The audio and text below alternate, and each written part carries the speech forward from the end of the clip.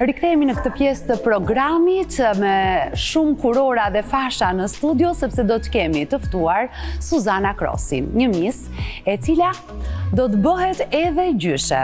Ka ardhur sot për të na treguar historinë e saj plot me ulje ngritje, dështime dhe suksese. Kam kënaqësinë të mirëpres Suzana Krosin, sipërmarrëse me një pafundësi kurorash. Përshëndetje, mirë se vje, shumë komplimenta për dukjen. Çfarë elegance, wow, faleminderit, sa mendim i bukur. Suzana, mirë se vjen në Living Day. Konkurset e bukurisë kanë qenë të njëpasnjëshme për ty, e vlerësuar në mënyrë të vazhdueshme, ke bërë ëndrrën realitet, nuk u dorëzove, pavarësisht se dukej gati-gati e pamundur. Dëshira ime ishte të bëj mise, të bëj aktore, të vazhdoj shkollën. Këto gjëra i kam kapur pasi kam stabilizuar familjen, punova 25 vite në Itali. Mundësisht mund ta themi nga 20 orë në ditë, pa ditë pushimi, por në 2020 vendosa të kthehem këtu, edhe pse isha kthyer këtu, prap vazhdoja, shkoja atje në Itali dhe prap punoja. Edhe kur shkoja për pushime, prap e bëja punë. Pastaj në 2020 që jam kthyer gjithmonë në Tiranë, kam dashur që të financoj në Shqipëri, në vendin tim. Ndihem mirë këtu, nuk e di si e marrin tjerë, po ndihem shumë mirë këtu. Çfarë mendoje ti teksa të duhej të shkoje në punë, teksa të duhej të rrisje fëmijët? Faktikisht ka qenë e vështirë, por kur ti e ke një ëndër të parealizuar, e realizon. Unë këtu edhe si jam agjenci imobiliare, nuk është dur puna, bëj edhe pastrusën, bëj edhe menaxherin, bëj edhe pronarin, i bëj të gjitha, marr pjesë edhe në për konkurse, impenjohem edhe në orar të darkës, ik edhe në shkollë për aktore, e mbarova një kurs 3 muaj, mora një certifikat që mund ta xhirimet do t'i bëjmë në Stamboll, tani kemi këto kohë të fundit. Edhe po të do një person, besoj se ja realizon, i plotson. Patjetër që mund ta gjesh kohën nëse ke dëshirën shumë të madhe për ta bërë diçka. Si ndodhi që ti u martove 16 vjeç? A ishte një dashuri e madhe? A ishte familja që t'u imponua?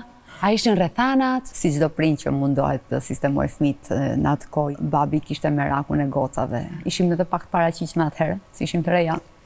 Edhe na martoi sepse ishte edhe ajo zhurma e demokracisë që si ishte e lirshme, shumë femra, sa shpërthej kështu. Por shiko, kanë qenë fillimi viteve 90, por babai ka dashur që të martoheshit herët. Po, duke u njohur babin dhe babin e bashortit kështu. Je martuar me shkuesi? Me shkues, po. Edhe ka funksionuar mirë, jemi impenjuar, kemi rritur fëmijët, pasi fëmijët u shkolluan ashtu, martova dhe djalin, ai është në Londër me nusën, por kënaqësia më e madhe është ajo që më ka thënë që unë po bëhem gjyshe me një mbes, që nuk presim, është një faleminderit. Është një gëzim shumë i madh. Suzana, gjatë këtyre viteve, gjithë këto përjetimet e tua, gjithë këto mendimet e tua, ja thoje dikujt tjetër? A i ndaje ti me bashkëshortin apo me dikë tjetër që përveç kësaj punës kaq të rëndë, unë dua edhe të marr pjesë në konkurse bukurie, dua të jem në një shesh xhirimi të një filmi? Faktikisht, unë bashkëshortin e kam njerit mirë. E kam komunikimin dhe bashkëshorti e shikon ato realizimet e mia se sa realizojnë punë, sa jap për familje, dhe nuk është budalla normal që edhe ai thot pse duhet ta pengoj këtë kur kjo bën këtë. Është e afti, bëj gjitha, jo për t'i dhënë vetes rëndësi, po unë vërtet ja kam qarë dhe ja kam dalë. Kam qarë në jetë, kam punuar, i kam dhënë shenjat e mia dhe kur i thash që do filloj një shkollë për aktor, sa të rinë mendime në darkë, më tha, pse jo?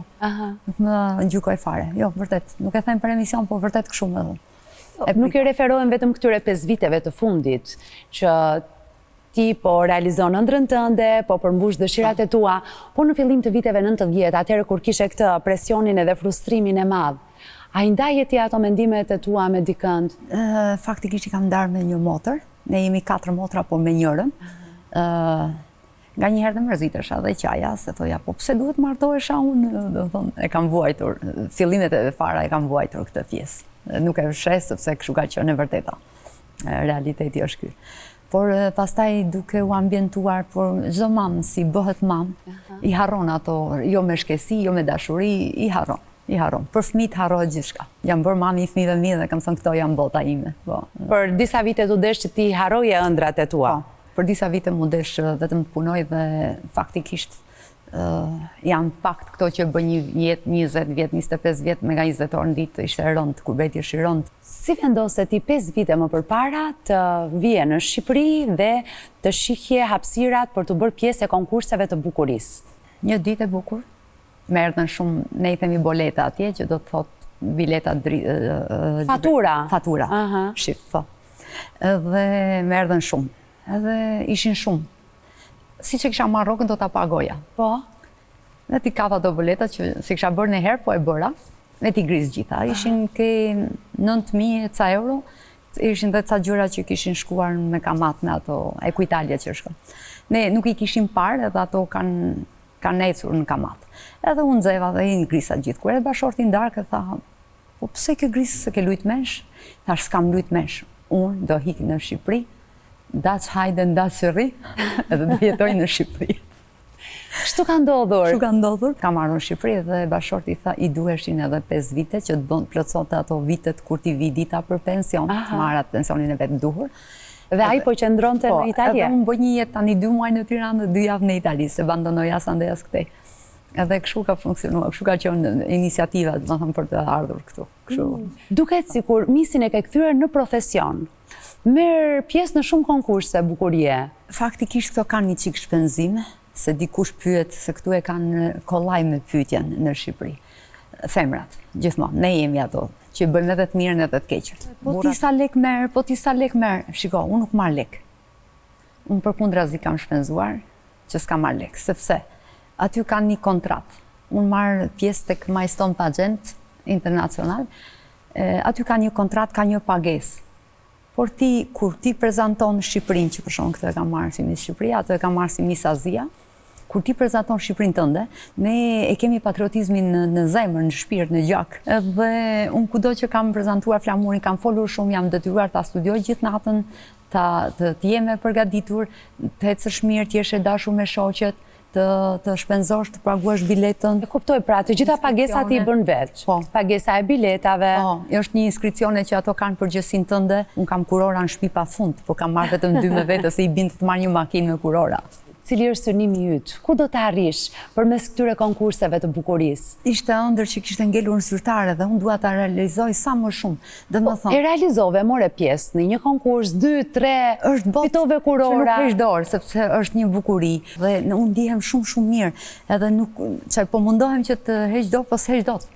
Sepse kur isha që mora Miss Turizëm ambasador për herë parë në Dubai, më respektuan shumë edhe unë ndjeva shumë mirë. Pastaj më morën në Indi, që ato 2 këto i kam marrë në Indi. Mi ka dhënë edhe njërën ministre, ishte ai që më na i dha. Janë dekoracione pa fund, janë medalje pa fund. Në sa konkurse ke marrë pjesë deri më tani, ke numëruar? Shumë, kam shumë fasha në shtëpi, si mbaj mend, janë shumë. Po si a del që të jesh pjesë e këtyre konkurseve që zhvillohen jashtë Shqipërisë dhe ndërkohë të kesh edhe një biznes këtu në vendin tonë? Nëse ti e ke pasion dhe e pëlqen atë lloj bote, arrin ti bësh edhe punën, edhe menaxherën, edhe pronaren, edhe aktoren. 5 ditë apo 10 ditë sa i kemi ne eventet botërore, e mbyll zyrën time dhe impenjohem kur vi me akumulohen punë, po ja dal sepse jam njëri që punoj.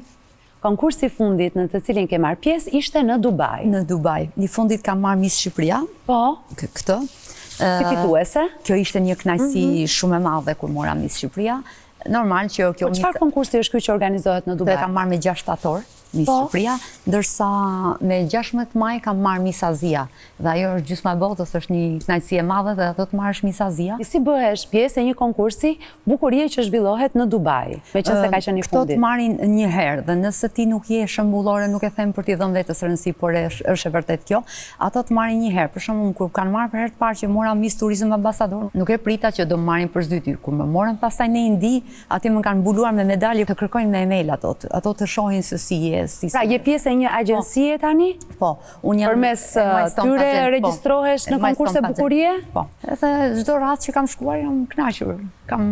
Dhe ti nuk i refuzon ftesat, me sa kuptoj? Nuk i refuzoj dot. Sa ditë qëndruat në Dubai? Në këtë radhën e fundit kemi qëndruar 6 ditë. Po. Në Dubai. Dhe si janë të organizuara këto ditë? 3 ditë kemi stërvitje. Stërvitje një lloj si të shkosh në zbor. Çfarë thua? Po, do bosh gjithë mënyrat e servitjes që i kërkojnë për mise, por të thash që... Pra, mësoni ecjen, mësoni qëndrimin. Mësojmë ecjen, mësojmë qëndrimin, mësojmë buzëqeshjen, mësojmë rregullat, çdo gjë. Është kusht mosha, duhet jesh mbi 40 vjeç për shembull. Unë jam Miss Gruaja shqiptare, kam preferuar të përfaqësoj Shqipëri, Itali dhe Dubai. Këto 3 shtete i përfaqësoj unë si grua tek Milestone Pageant Internacional. Po kur mora Miss Azia, u versulën të gjitha ato Dubai duke më përqafuar dhe po më flisin anglisht, unë anglisht nuk kuptoj, italisht po, edhe të gjithë urime kështu.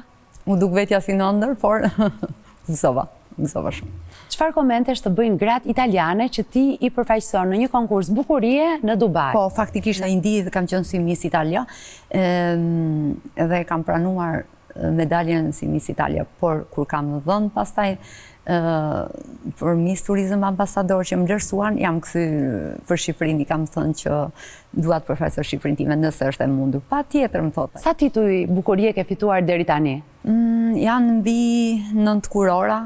A janë të ndershme konkurset e bukurisë? A e fiton ajo që e meriton? Shiko, kjo më shtyn mua që më pëlqen pyetja. Kjo më shtyn mua që unë marr pjesë. Shiko, unë jam mame 2 fëmijëve dhe vjerre 2 dhëndërnuese. Nuk do shkoja po t'ishte një gjë, sepse i bjerë të shpenzosh edhe të ndihesh keq. Ndërsa kjo e imja është të shpenzosh e të kënaqesh. Mua më duket si... Nuk e di si merret këtu, por më duket si një pikë turistike. Më duket një kënaqësi, sikur kam shku më ka çu dikush me pushime, edhe pse kam shku me lekun tim për shembull. Shikoj të vlerësojnë. Kemi dëgjuar, nga një herë vjen edhe zor të reklamohesh si mise, sepse dëgjon 1-2 edhe na fosin të gjithë me një thas, nuk është e vërtet. Janë shumë të mirë. Por në Shqipëri dhe në Kosovë nuk është si jashtë shtetit. Në ç'kuptim? Nuk e di, nuk i shoh botën e miseve si jashtë shtetit. Pra nuk i vlerësojnë miset në Shqipëri dhe në Kosovë, por ju jashtë ndiheni shumë më të vlerësuara. Shumë. Të japin çmimin atë që ti meriton. Pra e merr çmimin që meriton dhe janë konkurset e bukurisë, janë të ndershme. Të falenderoj, faleminderit që ndale sot në Living Day. Të uroj shumë suksese, shumë pjesëmarrje të tjera në konkurse bukurie dhe të kthesh në Shqipëri me shumë kurora siç ti ëndërron dhe dëshiron. Faleminderit. Faleminderit, ishte kënaqësi që më shumë. Faleminderit. Do të shkojmë në një hapësirë publicitare, rikthehemi pas pak.